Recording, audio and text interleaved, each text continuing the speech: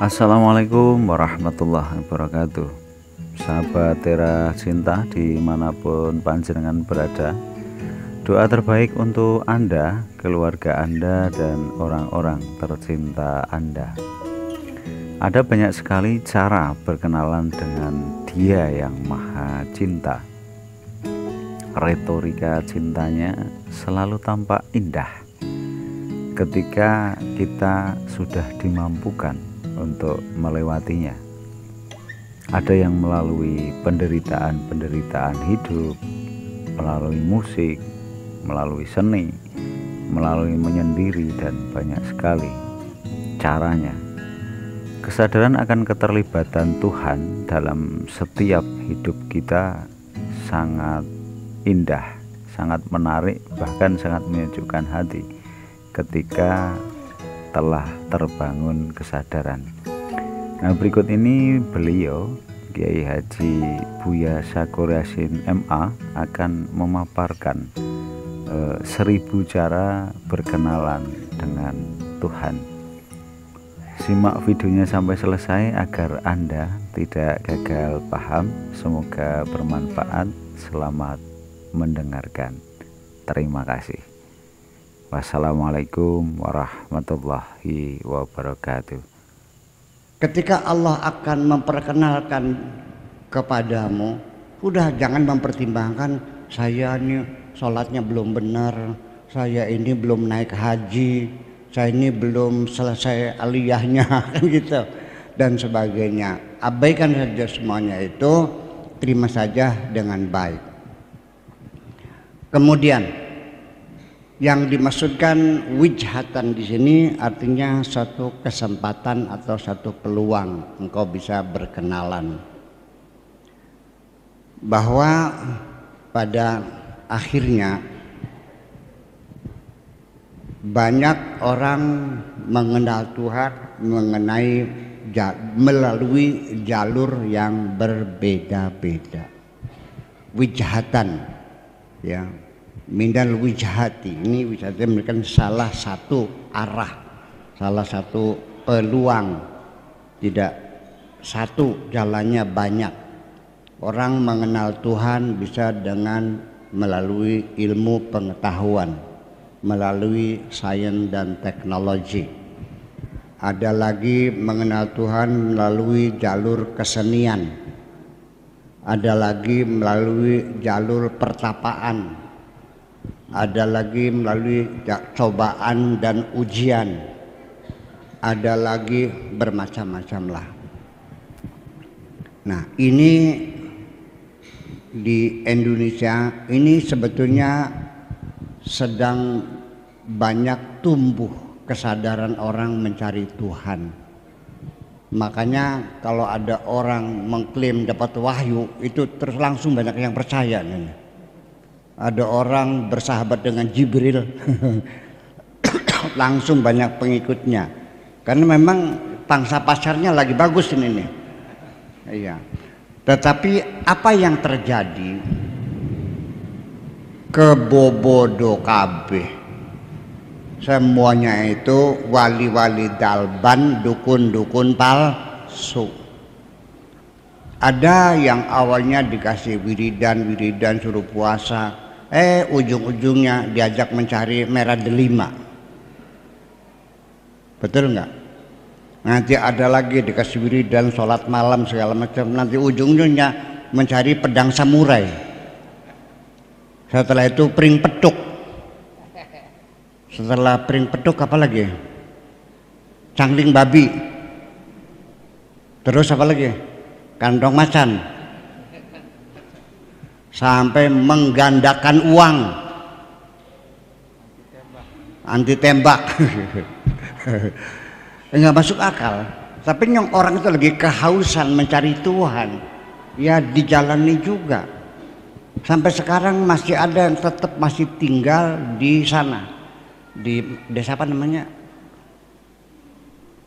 yang menggandakan uang tuh. Iya, dengar gak ada orang, ya Situbondo, Probolinggo, siapa namanya tuh? Nah, dengar gak? Kanjeng Dimas saya nggak suka menyebutkannya, udahlah nggak apa-apa lah. Ya jangan disebutin lah. Tapi artinya bahwa kok bisa profesor, doktor, kiai, ulama besar kok bisa tertipu seperti itu? Saya melihatnya bukan sisi negatifnya, tapi sisi positifnya, bahwa masyarakat kita lagi menggebu-gebu ingin kenal Tuhan. Karena kita sudah lelah dengan penderitaan ini. Iya, lelah kita ini sejak merdeka sampai sekarang. Kapan kita mendapatkan kemakmuran, kedamaian, ketenangan? Ya, baru sekarang lah di era demokrasi, setelah reformasi kita agak mendingan, agak lega ya, bisa ngomong bebas ya, bisa berbicara bebas dan sebagainya. Dulu masalah ngomong ditewak kamu nih. Langsung hilang aja ya itu. Nah itulah makanya. Nah ternyata nanti pada akhirnya mah saya ingin mengatakan, coba kalau kamu ingin mencari mursyid, mencari pembimbing dan sebagainya, tetap bagaimanapun menggunakan standar syariat, tetap menggunakan standar syariat. Sekalipun orang itu menunjukkan kesaktian-kesaktian dengan bisa terbang, bisa menggandakan uang, bisa menyalakan lampu tanpa disentuh, ya kan gitu, nyala gitu. Iya, jangan dulu bisa berjalan di atas air, jangan dulu percaya itu semuanya anak-anak sekalian sulap-sulapan. Ya, dibakar nggak terbakar tangannya gitu. Iya, saya juga sering melihat begitu tuh. Tidak, tetap kamu harus menggunakan setikian, menggunakan tolok ukur. Mencari orang benar itu bukan berdasarkan kesaktian. Ya, kebenaran itu bukan dengan kesaktian, karena terlalu banyak orang sakti tapi juga nggak benar. Tukang sihir sakti nggak? Sakti. Pak, kok bisa masuk ke dalam perut sih? Sakti nggak? Tapi dia bener nggak? Enggak kok. Iya, jadi standar yang dipakai untuk niteni ya ciri-ciri orang benar tetap harus menggunakan standar syariat. Iya. Biar ngaku sakti tapi bakal nguyuh bari ngadeg wis tinggalan bae kan kah? Atau nguyuh beli wis bari ngadeg beli cewek pisan gitu. Kencengnya berdiri terus nggak cebok lagi, udah tinggal aja lah. Saya kira seperti itu. Nah, lihat baca Qur'annya a'udu ya wadduha walaili idza saja, udah tinggal bohong itu tuh. Ya jangan sampai nanti kalian menjadi tertipu lagi gitu. Tahu nggak berapa mereka rugian? Sampai miliaran, triliun uangnya itu. Ya di daerah wilayah 3 di Cirebon juga banyak, sampai satu desa 170 orang tertipu. Ada yang 1 miliar 500 juta 300 juta, jual rumah lagi dengan harapan bisa digandakan 1 miliar menjadi 2 miliar. Sinting semuanya itu. Begini saja pakai logika, kalau orang itu bisa menggandakan uang, ngapain ngajak-ngajak temen? Dewek baik mau kertek-kertek usir. Iya, 1 miliar, besoknya 2 miliar. Masukkan lagi dalam kotak, besoknya 4 miliar. Masukkan lagi, besoknya lagi 16, besoknya lagi 32. Terus bagi-bagi sendiri, selesai. Ngapain ngecek-ngecek orang? Pakai akal sehat juga kita paham kok. Nah itu makanya. Jadi sudah tersesat kemana-mana.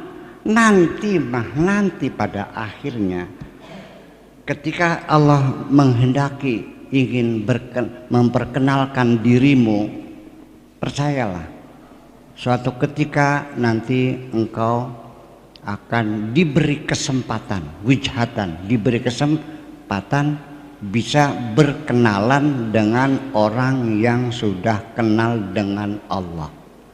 Dan nanti dia itulah orangnya yang akan memperkenalkan dirimu kepada Allah.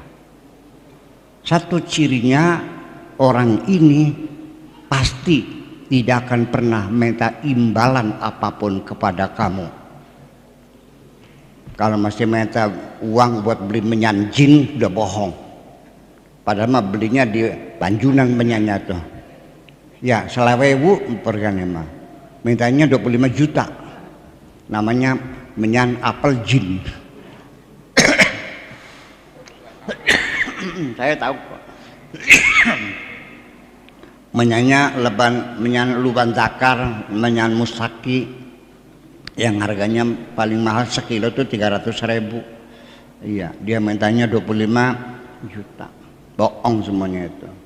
Nah itulah kenapa orang yang semacam ini tidak pernah minta upah, malah dia yang akan memfasilitasi kamu. Kalaupun kamu diajak bertapa, dia yang membiayai kamu kok.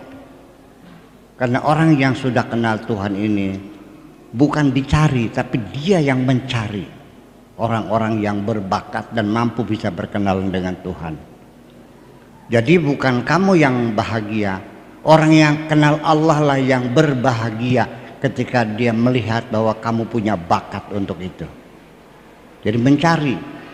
Sekolah juga di sini jangan anak-anak meminta supaya dipilih, tapi sekolah sendiri yang harus memilih, menjaring sendiri, mencari anak-anak yang punya minat dan anak-anak yang berbakat. Bakat dan minat bukan kamu yang mempertunjukkan, tapi kami sekolah yang akan mencari kamu. Betul enggak? Nah itulah persoalannya ya. Lalu pada akhirnya siapa orang yang sudah kenal oleh Allah itu, terjadi begini, mencarinya di Gunung Dieng, di Gunung Serandil, Gunung Kemukus, Gunung Cupang. Muter-muter cari cari orang sakti, cari waliullah yang bisa membimbing dirinya. Jadi ceritanya itu ada seorang lelaki yang kepengen belajar benar dengan meningkatkan kegiatan ritual-ritual. Sholatnya bukan hanya 5 waktu fardu saja, tapi juga ditambah dengan sunnah, qobliyah dan ba'diyah.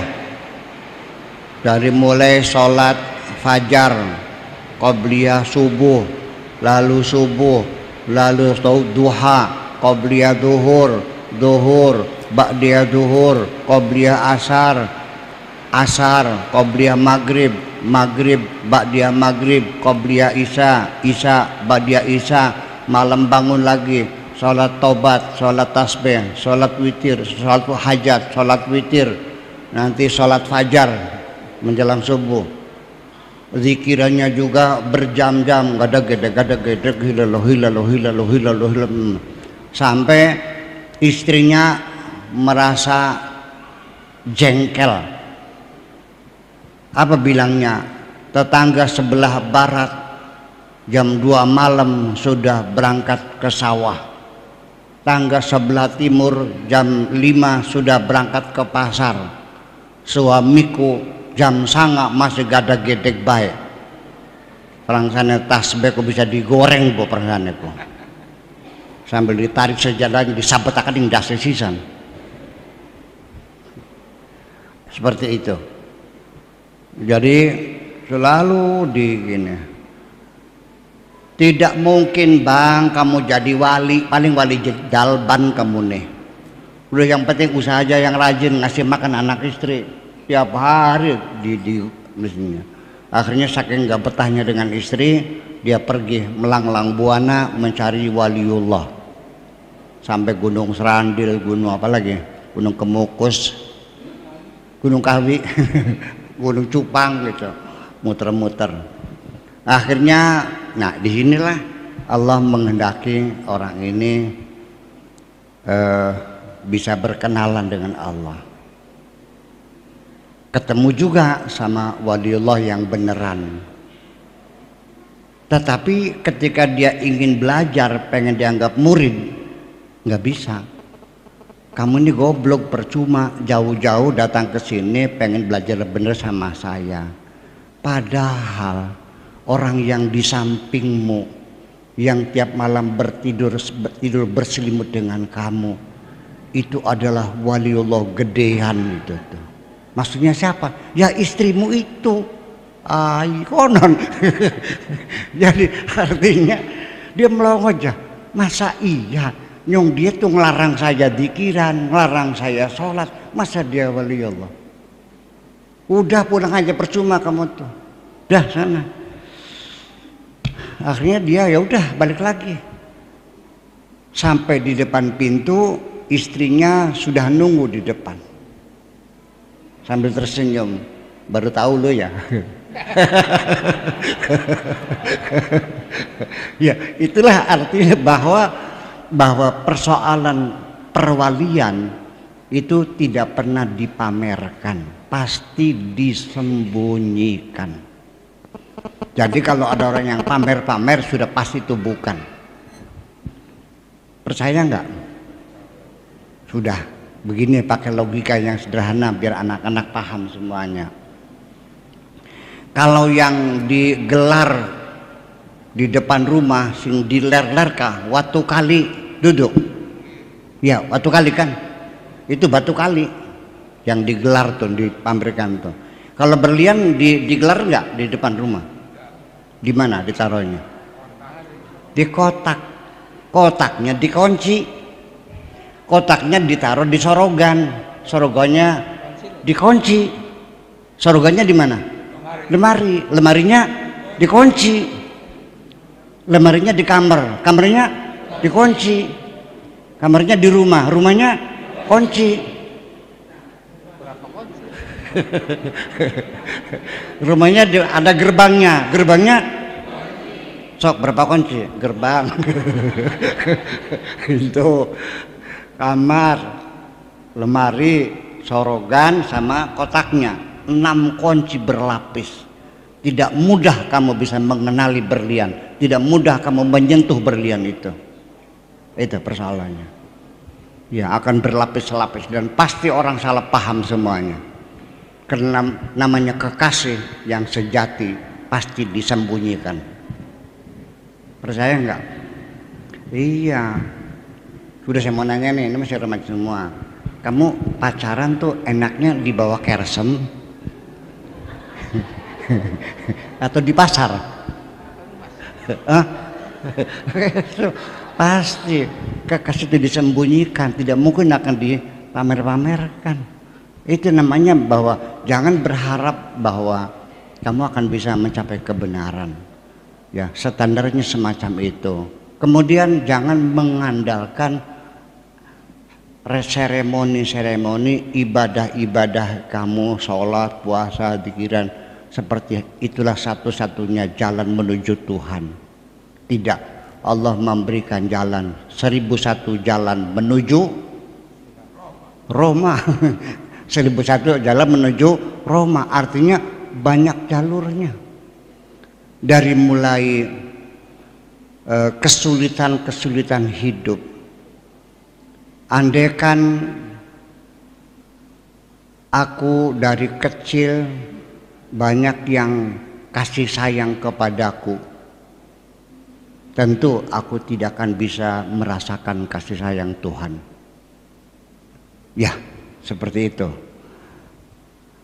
Seseorang yang menekuni keilmuan, mau mempelajari tentang virus corona umpamanya, atau virus AIDS, berbulan-bulan di laboratorium sambil matanya melotot-melotot melihat mikroskop. Dari situ seorang ilmuwan bisa menemukan Tuhan. Tapi juga termasuk orang yang melalui peribadatan, seremoni, ya, pertapaan juga bisa menemukan Tuhan. Kemudian apalagi, bahkan yang tidak diduga, tidak pernah mencari Tuhan, malah diberi kesempatan dia kenal dengan Tuhan. Banyak pelacur-pelacur yang bertobat menjadi waliullah. Banyak preman-preman, bencoleng-bencoleng yang jadi waliullah. Zunun al-Masri itu preman gedean, tukang mabuk, tukang rampok, jadi wali kan. Rabi'ah al-Adawiyah juga sama, seorang pelacur kolgel, ya, tiba-tiba langsung jadi waliullah. Nah, bagaimana prosesnya? Ingin saya terangkan. Udah, artinya di sini jangan terpaku dengan peribadatan itu, seremoni itu. Begini, Zunun al-Masri itu setelah dia mabok, ngerampok segala macam, dia ternyata menyadari bahwa kejahatan itu selalu membawa siksa di hati. Hidupnya tidak tenang, dikejar-kejar orang, nyawanya terancam. Biar duit banyak juga kalau dalam ketakutan enak enggak? Kamu makan sambal goreng sama sate, tapi kamu dalam ketakutan enak enggak? Enggak enak. Orang dalam keadaan takut, tidurnya nyenyak enggak? Ternyata kenikmatan ada pada kedamaian di hati kita ini. Kesadaran muncul di tengah-tengah dia sedang dalam keadaan menderita sebagai penjahat, dan Allah kasihkan hidayah. Rabi'ah al-Adawiyah bagaimana prosesnya? Dia pelacur kelas tinggi, high class ya. Yang kalau sekarang mah sekali eksekusi itu 80 juta lah. Nggak tahu tuh, mungkin cantik jelita mungkin itu. Iya. Ya bayangkan, nyong saudara saya saja yang ke Alexis itu dalam sekejap bisa beli rumah, bisa beli mobil, bisa beli sawah. Mana luar biasa, 3 bulan berangkat. Modalnya hanya rambut dicat merah, ya, roket cingkrang, labine merayang, beli nganggo.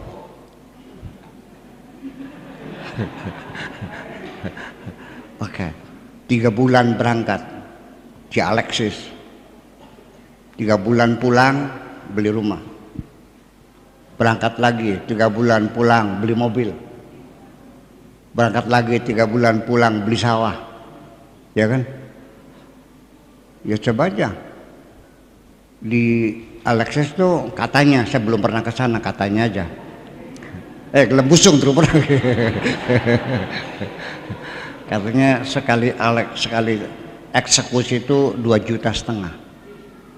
Itu hanya eksekusinya, belum embel-embelnya ya. Ya, minumnya dibayarin kan gitu, segala macamnya banyak lah. Mungkin ya itu. Udah, kalau ini 2,5 juta saja, dan perempuan di sana satu hari bisa melayani 4 kali eksekusi. Jadi berapa tuh? 10 juta kali 3 bulan berapa duitnya? Ya pantas 900. Bisa beli rumah kan? Apalagi rumahnya di Kertasmaya lagi. Itu. Nah, lalu Rabi'ah al-Adawiyah kelasnya lebih tinggi lagi. Itu mah sanjalukan nok. Iya, mungkin cantik jelita lah, namanya juga call girl, high class ya, di hotel ke hotel.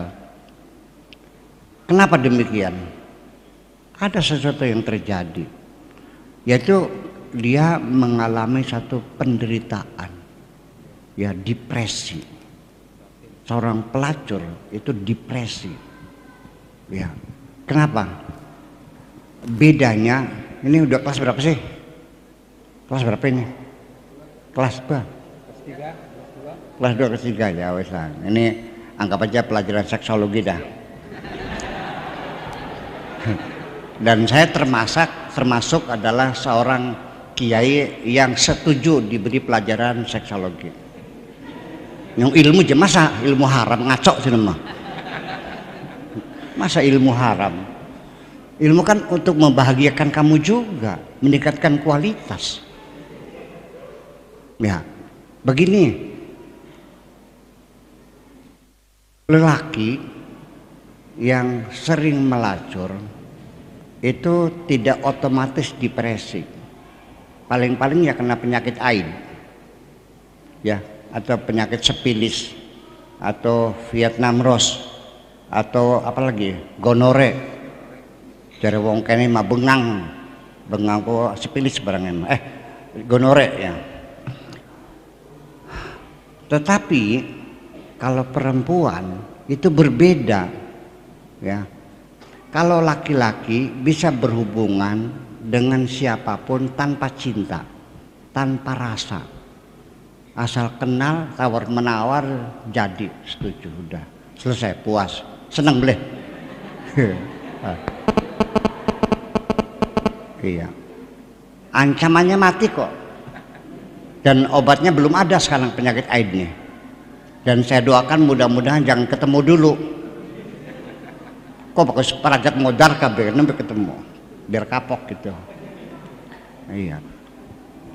Sampai ketika selesai melakukan perbuatan haram itu pun, perzinahan itu, ya dia merasa puas. Ditanya namanya siapa cewek tadi, nggak tahu. Orang mana juga nggak tahu kok. Selesai.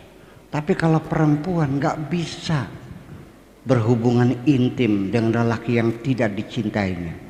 Karena perempuan dalam berhubungan intim di situ harus dengan rasa, paham nggak? Nah, sedangkan pelacur itu dia mesti melayani lelaki yang tidak dicintainya. Bahkan kadang-kadang supir truk Jakarta Surabaya yang seminggu belum pernah mandi, kayak apa bau perengusnya, tapi dia terpaksa melayaninya juga. Dia menyerahkan dirinya hanya untuk mencari uang sesuap nasi. Berarti ketika dia melayani lelaki yang tidak dicintainya, itu berarti dia memperkosa perasaannya sendiri. Sehari 2-3 kali dia memperkosa perasaan sendiri. Ya, dari situlah maka terjadi disorder. Apakah itu bipolar, apakah itu depresi seperti biasa. Tapi kalau sudah mulai di situ dia tidak bisa mengendalikan emosinya, ya emosinya meledak-ledak. Kadang-kadang baru saja tertawa terbahak-bahak, lalu tiba-tiba dia menangis menjerit-jerit. Kalau sudah lagi kecewa, kepalanya dibenturkan ke tembok, nutup pintu juga dibanting, ya piring juga dilemparkan. Nah itu sudah bipolar, ya karena dia bipolar itu dua kutub. Artinya dalam bahasa Arabnya sunaiul qutbi, dua kutub yang bergeser. Jadi artinya maka menjadi molak-malik jadinya itu. Nah itu, dan juga depresi, merasa kecewa, merasa sakit hati dan sebagainya. Nah mungkin dari pintu penderitaan itulah maka Rabi' al-Adawiyah menemukan Tuhannya. Nah jadi tidak mesti harus di tengah-tengah di mimbar lagi sujud juga. Ya prosesnya seperti itu. Jadi nggak usah kamu pikirin, jangan dikait-kaitkan dengan amal perbuatanmu, dengan kesolehan-kesolehanmu.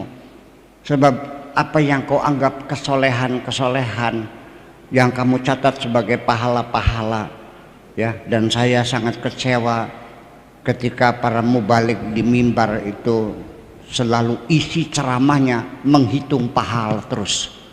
Baca ini pahalanya sekian, baca qul 3 kali pahalanya sama dengan baca Quran. Mencium istri mencium suami sama dengan mencium Hajar Aswad 40 kali. Apabila seorang istri rela dimadu, tidak menuntut cerai kepada suaminya, ketika suaminya kawin lagi diikhlaskan, maka pintu surga dibuka lebar. Ibu bodok ngono. yang ceritanya seperti itu. Saya kecewa sekali. Itu semuanya cerita-cerita yang menistakan dan menghinakan perempuan semuanya itu. Nggak tahu perempuannya merasa dihinakan nggak begitu tuh. Iya. Sampai dibilang bahwa perempuan itu adalah ranjau-ranjau setan. Perempuan itu adalah sumber kemaksiatan, sinting semuanya itu. Kalau perempuan ranjau setan, laki-lakinya apa? Ya setan suranya. Ya itulah kira-kira semacam itu. Nah, ini semuanya terjadi bermacam-macam, dari kesenian, dari keindahan, dari ya Nabi Dawud juga ya dia mengenal Tuhan dari musiknya. Ya. Nabi Sulaiman juga dari pertapaannya sama. Dia mengenal Tuhan itu dari pertapaannya. Ya sampai tinggal tulang dan kulit saja kok. Apa kata Nabi Sulaiman? Rabbighfirli, ya Allah ampunilah aku, wahabli min ladunka mulkan, berilah aku satu kerajaan, la yambaghi li ahadim min ba'di, jangan ada yang melebihi. Artinya raja terkaya sealam dunia yang tidak boleh ada yang lebih kaya dari aku. Itu doa kurang ajar sebetulnya mah. Iya, tapi Allah tidak melihat itu, kesungguhan hati seseorang meminta. Iya kan? Dan juga tidak dalam keadaan seperti kalian perutnya buncit. Ya, badoga telung ngeblek. Iya, Nabi Sulaiman itu berdoa semacam itu, sudah tinggal tulang dan kulit. Ancamannya kalau tidak dikabul masih mending mati nih besisan. Kalau kamu bisa berdoa seperti itu, kalau tidak dikabul aku mati aja dah. Dikabul kok. Iya, kamu doa jajal. Saya kasih doa, baca ya Rozak 94.864 setiap hari. Akeh temen Pak Kiai, ya so. Pirang dina, ya sira sih rezekinya pirang dina pengen. Ya wis jajal deh, jajal maning. Masa Allah dijajal, ya nggak bakal dikabul dijajal mah. Iya. Nah itulah semuanya ini. Jadi kita serahkan kepada Allah. Yang penting nanti saya ingin mengatakan bahwa ada dua jalur. Mana yang lebih mudah menuju Tuhan? Apakah seremonial? Apakah sosial? Ternyata jalan yang lebih mulus, lebih cepat adalah ibadah sosial. Saya tidak membanggakan orang yang tiap tahun umroh. Saya tidak mengagumi orang yang tiap tahun naik haji. Iya, bolak-balik Safa Marwah, muter-muter tawaf di sekitar Ka'bah. Saya tidak bangga. Saya lebih bangga kepada orang yang tawaf mengelilingi rumah orang-orang miskin untuk ngasih makan mereka.